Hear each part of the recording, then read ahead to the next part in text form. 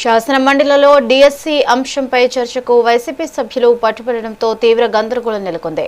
ఈ సందర్భంగా శాసన మండలిలో ప్రతిపక్ష నేత బొత్స సత్యనారాయణపై మంత్రి అచ్చెన్నాయుడు తీవ్ర స్థాయిలో విరుచుకుపడ్డారు. చర్చ జరిగే క్రమంలో సభలో మాటలో ఈటెల విరుచుకున్న నేతల మధ్య వాతావరణం వేడెక్కింది. ఈ క్రమంలో బొత్సను దద్దమ్మ అని మంత్రి అచ్చెన్నాయుడు సంబోధించడంతో సభలో ఒక్కసారిగా ఉద్రిక్తత చోటు చేసుకుంది.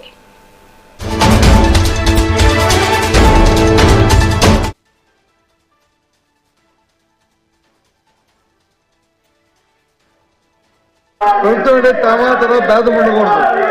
ప్రభుత్వం అంటే అందరికీ న్యాయం జరగాలి.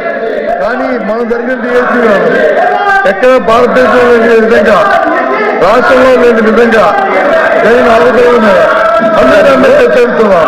ప్రజలందరూ 3 లక్షల మంది అభ్యర్థులకి ఏ రకంగా మోసం చేసి ఏ రకంగా అమ్ముకున్నారో, ఏ రకంగా వాటి మార్కెట్ లో సేల్ చేస్తారు, దాన్ని హౌస్ మీరు ముందు ఆర్డర్లో పెట్టండి. మీరు ఎట్లా ఇస్తారు సార్ మైక్? మీరు మైక్ ఎట్లా ఇస్తారు సార్ మీరు ప్రతిపక్ష నాయకుడికి? డిఎస్సీ మీద మాట్లాడే నైతిక హక్కు గొడ్డల పార్టీకి లేదధ్యక్ష. అందులో గతంలో పనిచేసినటువంటి విద్యాశాఖ మంత్రి సిగ్గుపడాలి. 5 సంవత్సరాల అధ్యక్ష, 2019 నుంచి 2024 వరకు నిరుద్యోగ యువతకి మెగా డిఎస్సి ఇస్తామని చెప్పి, నోటిఫికేషన్ చేస్తామని చెప్పి 5 సంవత్సరాలు ఆస్తులు తాకట్టు పెట్టుకొని మొత్తం అప్పులు చేసి ట్రైనింగ్ చేసి ఎలక్షన్లో మాటిచ్చి మాట తప్పారు అధ్యక్ష.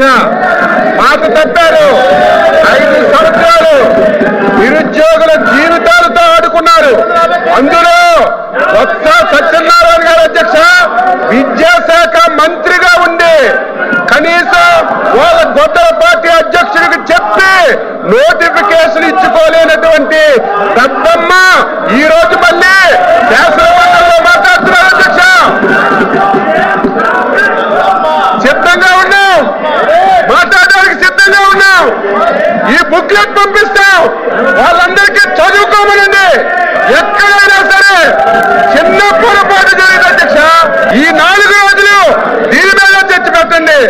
మాట్లాడడానికి, చెప్పడానికి ప్రతి పాయింట్ ఈ రోజు గొడ్డల పార్టీ అధ్యక్షులు, గొడ్డల పార్టీ ఏ